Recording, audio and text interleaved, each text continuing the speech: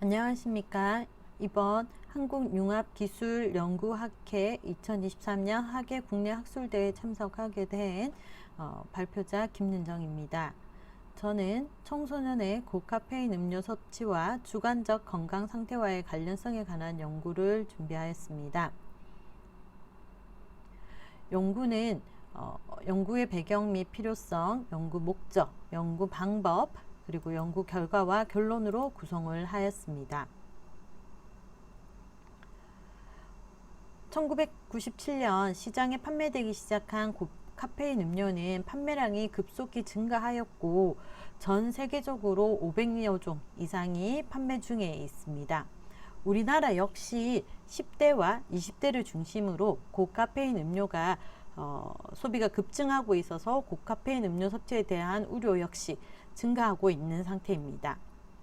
보여지는 그림의 제품들이 고카페인 제품이라고 보시면 될 것 같습니다. 그리고 2018년에서 2025년까지 글로벌 에너지 드링크 마켓 사이즈가 이렇게 자꾸 증가되고 있다라는 표를 보실 수 있을 것입니다. 그러면 카페인이 무엇이냐라는 질문을 먼저 살펴보겠습니다. 카페인은 커피, 카카오, 찻잎, 과라나 등의 다양한 식물에서 추출되는 성분입니다. 이러한 카페인을 적정량을 섭취했을 때 가장 큰 장점은 피로감을 감소시키고 각성의 효과가 있고 그리고 집중력이 개선이 되는 장점을 가지고 있습니다만 이거를 과하게 섭취하는 경우에는 심한 부작용, 심장 이상이라든지 발작, 기분 장애, 행동 장애, 수면 장애 등의 부작용이 나타나게 됩니다.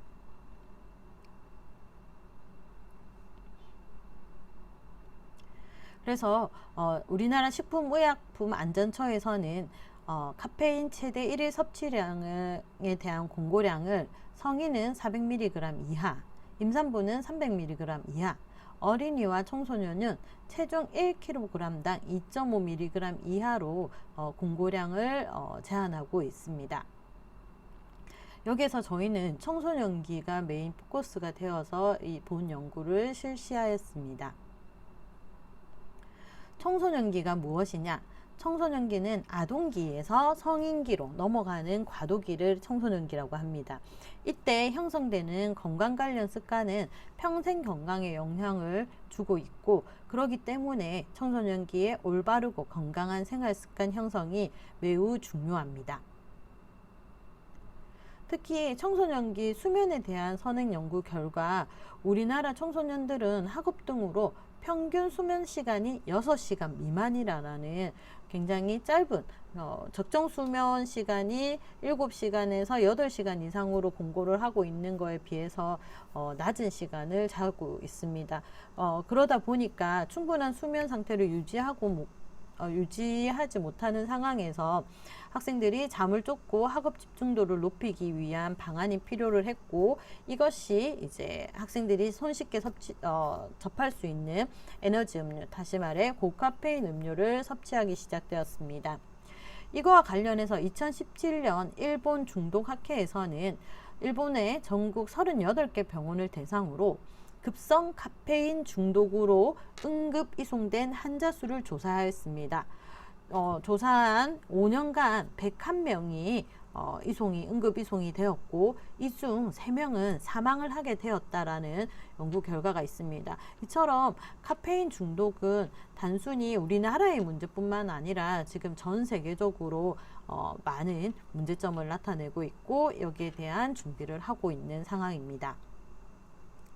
또한 우리나라 박등의 연구 결과에서도 고카페인을 매일 섭취하는 고등학생은 매일 섭취하지 않는 학생에 비해서 자살 생각이 4배 정도가 증가하고 있다라는 연구 결과를 보았을 때 이 수면과 관련되어 또는 학업과 관련되어서 섭취하기 시작하는 고카페인이 청소년들의 건강에 굉장히 부정적인 영향을 줄 수밖에 없다라는 것들을 뒷받침하고 있습니다.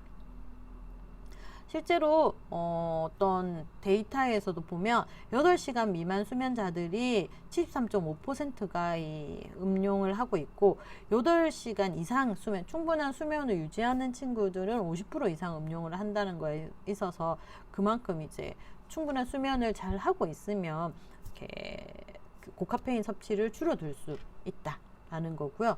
또 하나는 중고등학생 고카페인 음료를 주 3회 이상 섭취한 거에 대해서 이제 자료를 이제 질병관리청에서 준비를 한 거를 2015년에서 2019년까지 굉장히 급속도로 4배 이상 지금 증가하고 있는 데이터를 보실 수 있습니다. 이로 인해서 우리나라는 2018년 9월부터는 학교와 우수 판매업소에서 고카페인 음료 판매를 전면적으로 금지하기 시작하였습니다. 그러나 학생들이 편의점 등에서 쉽게 구입이 가능하고 있고 이러한 제한이 없는 상황에서 고카페인 음료 섭취가 쉽게 노출되고 있는 시점입니다.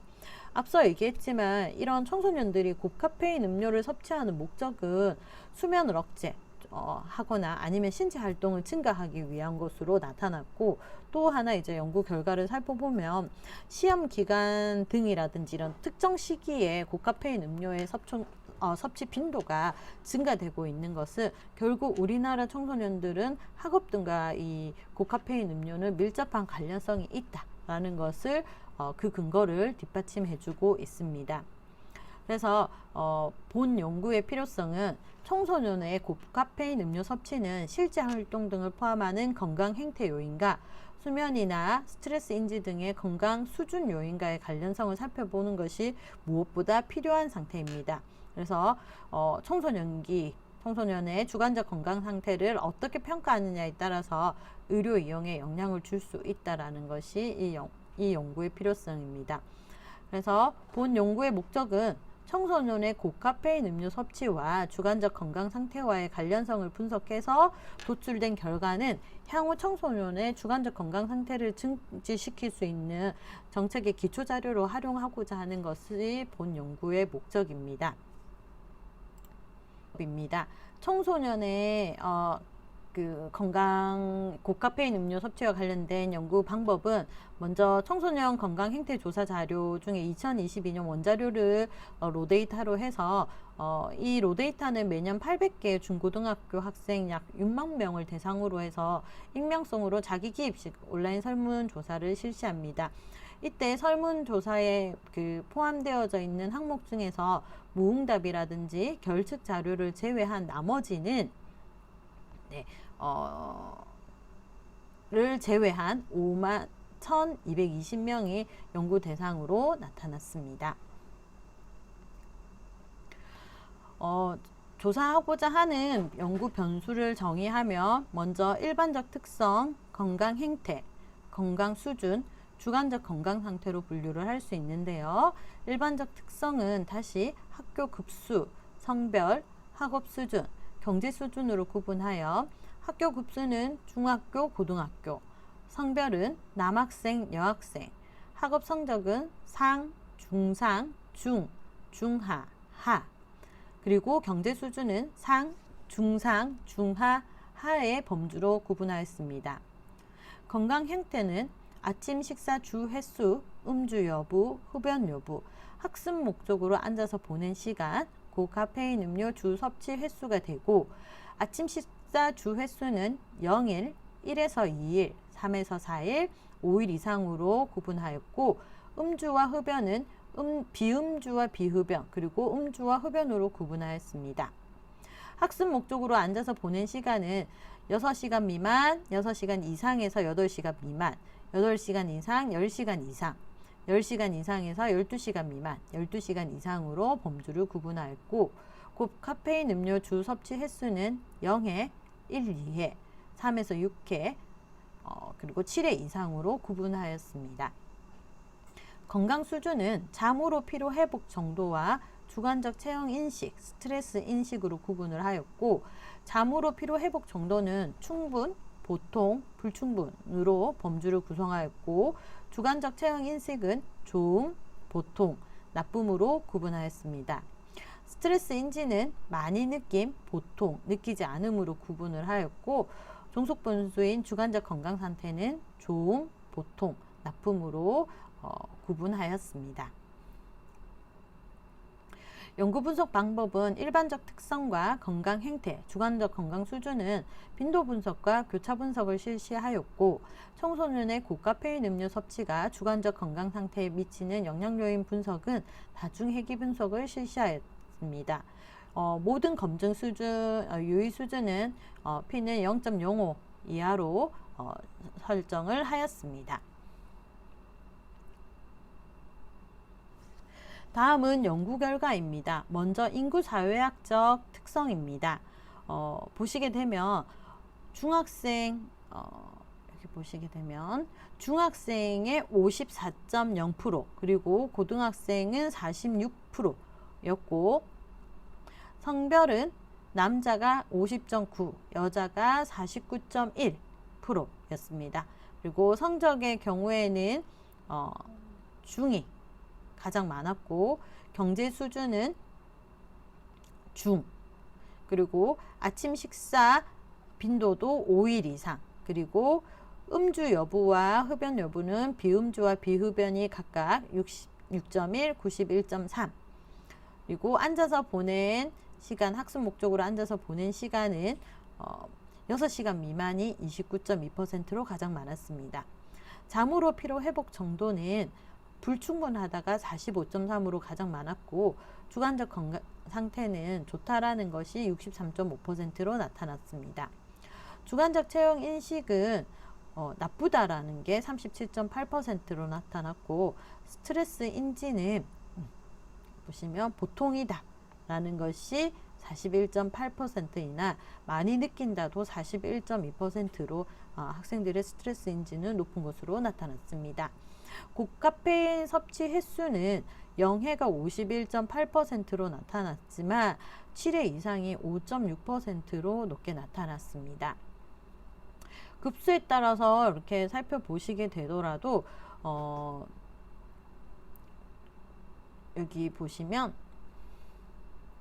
고카페인 섭취 횟수가 7회 이상은 중학생은 3.8%인 반면 고등학생은 7.8%로 2배 이상 급증하게 된다는 것을 아시게 될 겁니다. 그만큼 이제 학년이 증가하고 학업에 대한 스트레스가 증가하고 이럴수록 고카페인 섭취가 급증한다는 것을 알 수 있습니다. 다음은 중학생의 고카페인 음료 섭취와 주관적 건강 상태와의 관련성입니다.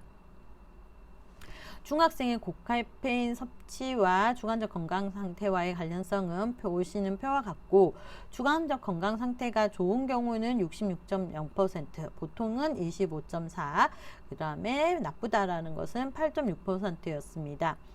좋은 경우, 주관적 건강 상태가 좋은 경우가 고카페인 섭취 횟수가 0에, 그러니까 횟수를 고카페인 섭취를 많이 하지 않을수록 좋고 아침 식사 빈도가 5일 이상,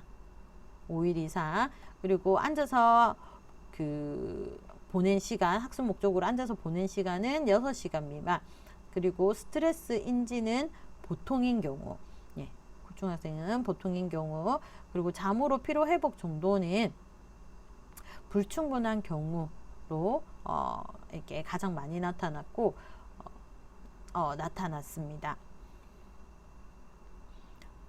그리고 고카페인 섭취 횟수, 아침 식사 빈도, 앉아서 보낸 학습 시간, 스트레스 인지, 잠으로 피로 회복 정도는 모두 영향 요인으로 통계적으로 유의한 차이가 있었습니다. 다음은 고등학교입니다. 고등학생의 고카페인 음료 섭취와 주관적 건강 상태와의 관련성에서 좋은 경우는 60.5%, 보통인 경우 26.9%, 나쁨인 경우는 12.6%로 나타났고 고카페인 섭취 횟수는 고등학생은 1에서 0회가 가장 많지만 7회 이상이 6.6%로 나타났고 아침 식사 빈도도 좋은 경우, 아침 식사 빈도는 좋은 경우는 5일 이상 먹는 경우로 나타났지만 나쁜 경우는 이렇게 퍼센트가 줄어드는 것을 보실 수 있습니다. 그 학습 목적으로 앉아서 보낸 시간도 여기 보시면 6시간 미만이 주관적 건강 상태가 좋은 것으로 나타났고 이렇게 낮아지는 나쁠수록 낮아지는 것을 보실 수 있고 12시간 이상의 주관적 건강 상태는 좋다라는 것은 19.1%인 반면 나쁘다는 것이 21.6%로 이렇게 나타나는 것을 보실 수 있습니다. 스트레스 인지 역시 주관적 건강 상태가 좋은 경우에는 보통이다라고 생각하는 경우가 많으나 주관적 건강 상태가 보통이거나 나쁨인 경우에는 스트레스 인지를 많이 느낀다. 얘가 높게 나타났습니다. 잠으로 피로 회복 정도는 주관적 건강 상태가 좋은 경우에는 부충분이 46.7% 정도밖에 나타나지 않았지만 주관적 건강 상태가 보통이거나 나쁜 경우에는 불충분이 50% 이상이 되는 56.4%, 69.6%로 나타나 고등학생일수록 주관적 건강 상태가 잠으로 피로 회복 정도가 불충분하면 주관적 건강 상태가 나쁘다라고 인지한다라고 보시면 될 것 같고 모두 고카페인 섭취 횟수, 아침 식사 빈도, 앉아서 보낸 시간, 스트레스 인지, 잠으로 피로 회복 정도가 통계적으로 유의하였습니다. 다음은 청소년의 주관적 건강 상태에 미치는 영향 요인을 분석하였습니다. 사회 경제적 요인과 주관적 건강 상태 요인을 한 모델 1 그리고 이 모델 1에서 그 건강 수준 요인을 추가한 모델 2 그리고 모델 3 같은 경우에는 주관적 그 모델 2에 그쵸 모델 건강 수준 요인을 이렇게 건강 행태 요인과 건강 수준 요인을 각각 해서 모델 2와 3를 하였습니다. 여기에서 보시면 모두 통계적으로 영향 요인으로 나타났으나 모델 3가 되었을 경우에는 앉아서 보낸 학습 시간이나 음주 여부는 영향 요인으로 나타나지 않는 것으로 나타났습니다. 즉 중학생일수록 그리고 남학생에서 그리고 성적은 높을수록 그리고 경제 수준이 높을수록 그리고 아침 식사 빈도가 많을수록 그리고 그 흡연자 그리고 잠으로 피로 회복 정도가 충분할수록 그리고 주관적 체형 인식이 마른 편일수록 그리고 스트레스 인지를 느끼지 않을수록 고카페인 섭취 횟수가 적을수록 주관적 건강 상태가 좋은 것으로 나타났습니다. 결론입니다. 청소년의 고카페인 음료 섭취와 주관적 건강 상태와의 관련성을 분석한 주요 결과는 첫 번째 중학생의 66.0%가 주관적 건강 상태가 좋다고 했고 59.7%는 고카페인 미섭취자였지만 7회 이상 주 7회 이상 매일 1회 이상 마시는 경우가 3%로 나타났습니다. 반면 고등학생의 60.5%는 주관적 건강 상태가 좋다고 해서 중학생보다 주관적 건강 상태 수준은 떨어졌고 고카페인 미섭취는 45.8%로 중학생보다 더 낮아졌습니다. 그러나 주 7회 이상 마신 경우는 6.6%로 중학생보다 2배 이상 높은 것으로 나타났습니다.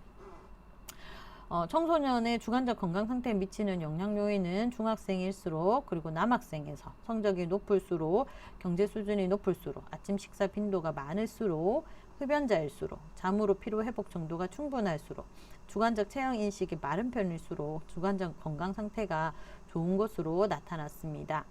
그러면 본 연구의 의의는 청소년의 고카페인 음료 섭취와 주관적 건강 상태와의 관련성에 관한 기초 자료를 제공하였다는 데 의의가 있습니다. 그럼에도 불구하고 본 연구의 제한점으로는 선행 연구가 부족해서 연구 결과 고찰하는 데 어려움이 있었고 그리고 이게 2차 자료이다 보니까 연구자의 다양한 변수를 반영하지 못하였습니다. 그리고 대표적인 청소년 자료이기는 하나 우리나라 모든 청소년으로 일반화하기에는 연구에 어려움이 있었습니다.